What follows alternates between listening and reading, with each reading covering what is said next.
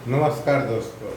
तो कल मैंने अपना वीडियो डाला था शेड्यूल 3 का, आप लोग जाकर देखिए। आज हम आपको फिर कैरियर के बारे में कुछ टिप्स देने वाले हैं। देखिए, आपने जो भी चीज़ पढ़ा है, पढ़ाई मतलब ग्रेजुएशन है, साइंस जगह पढ़ा है, मेडिकल पढ़ा है, इंजीनियरिंग पढ़ा है, कॉमर्स पढ़ा है, सोशल साइंस पढ़ा है, सोशोलॉजी पढ़ा है, इकोनॉमिक्स पढ़ा, कुछ भी पढ़ा है। हम बात कर रहे हैं ग्रेजुएशन था, इंजीनियरिंग मेडिकल सभी लाइन का। वो आपका एक प्लेटफॉर्म होता है, लॉन्चिंग पैड होता है, जहाँ से आपको ऊपर टेकअप करना है। ठीक है, वो एक बेस है। कोई ज़रूरी नहीं है कि आपने अगर इकोनॉमिक्स पढ़ा है तो उसी से रिलेटेड जॉब करो, या जितना पढ़ाई किया है वो आपके उस सब्जेक्ट से रिलेटेड जॉब करने में आपका करियर को सफल बनाए, ये जरूरी नहीं है। जरूरी क्या है, देखिए, आप प्रेजेंट डे में प्रेजेंट जो जॉब आप कर रहे हैं उसमें टेक्निकली आप कितना स्ट्रांग है बहुत बड़ा मैटर करता है।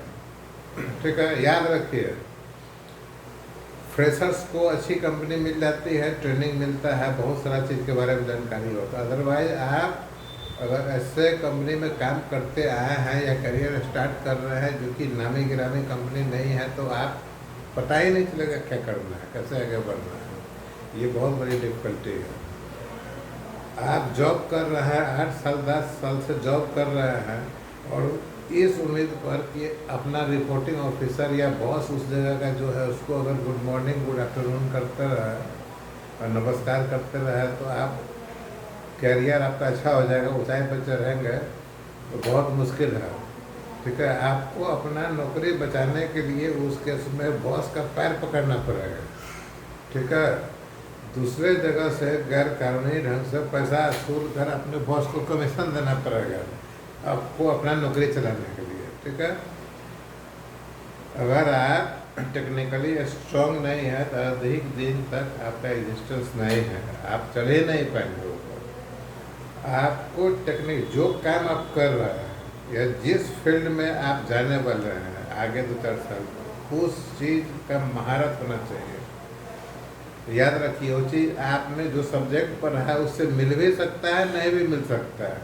आपको एक्स्ट्रा स्टडी करना पड़ेगा, आसपास स्टडी करना पड़ेगा, जर्नल्स पढ़ना पड़ेगा, अच्छे लोगों से बात करना पड़ेगा, कंसल्टेंट से बात करना पड़ेगा, लिटरेचर पढ़ना पड़ेगा, जर्नल्स पढ़ना पड़ेगा।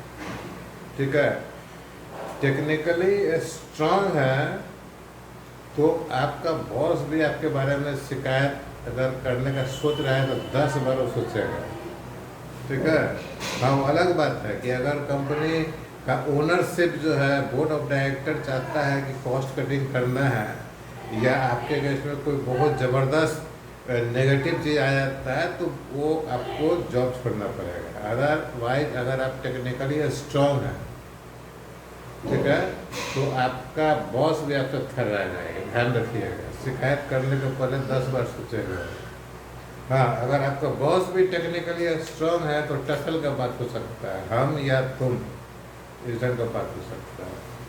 तो अगर करियर में सस्टेन करना है, आगे बढ़ना है, तो जो फील्ड में आप जॉब कर रहे हैं, सपोज कीजिए कि आपने पढ़ा इंजीनियरिंग और आप काम कर रहे हैं कॉमर्स में।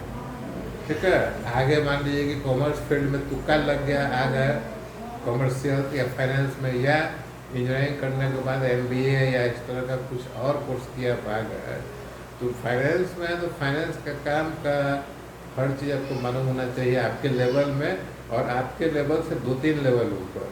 ठीक है, उसी तरह अगर आप HR में काम कर रहे हैं तो HR के बारे में आपको मालूम होना चाहिए, HR पॉलिसी इम्प्लीमेंटेशन के बारे में आप जानिए। ठीक है, दुनिया भर का HR का जो कंपनीज है उसके बारे में जानकारी कीजिए। ठीक है, आप मेडिकल फील्ड में हैं तो अगर MBBS खाली किया है तो 2-3 तरह का सर्जरी ही कर पाएंगे हैं।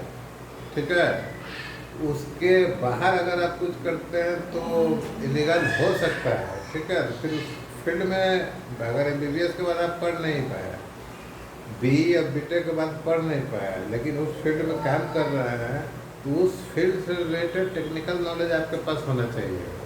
ठीक है।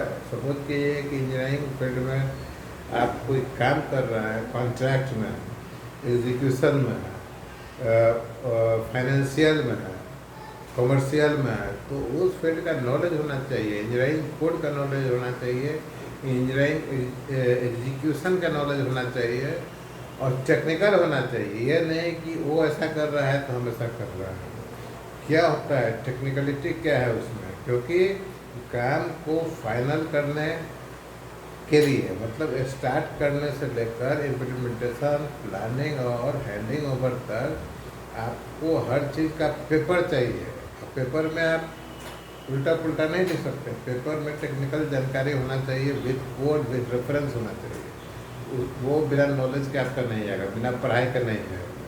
तो मैं एक बार फिर कहता हूँ कि अगर जीवन में आगे बढ़ना है तो पढ़ाई कीजिए, ठीक है ना। नहीं तो आपको जीवन भर दूसरे के पीछे चलना पड़ेगा, दूसरों का पैर पकड़ना पड़ेगा, ठीक है। तो अगर आप चाहते हैं कि आज आप दूसरे का पैर नहीं पकड़े, तो आप किताब को पकड़िए और अपना काम ईमानदारी से कीजिए। 8 घंटा का ड्यूटी है, you should be in job for 8 hours. Job पड़ता है तो उसके बाद भी, ठीक है। काम के समय मजाक नहीं। अगर फ्री भी है, आज आपके पास उतना काम नहीं है, तो काम से रिलेटेड कुछ इन्फॉर्मेशन इकट्ठा कीजिए, ठीक है। ये ज़माना ऐसा नहीं है कि आपको कोई चम्मच में हनी मधु के साथ मिला के दवा पिलाएगा, ठीक है। अगर आप काम नहीं करेंगे और आपके दुश्मन को थोड़ा भी लग गया है कि हाँ ये मौका है, तो आप आउट हो जाएंगे। ये सब चीज़ बहुत ज़रूरी है, ध्यान रखिए और गांठ बांध लीजिए। तो हम इसी तरह का टिप्स आपको देते रहेंगे। कंसल्टेंसी के लिए आप जो संपर्क कीजिए, सिविल इंजीनियरिंग कंसल्टेंट, गूगल पर जाइए, technodigital.co.in पर आइए, वहाँ से कंसल्टेंसी ले सकते हैं। सिविल इंजीनियरिंग का कंसल्टेंसी भी और कैरियर काउंसलिंग भी, ठीक है।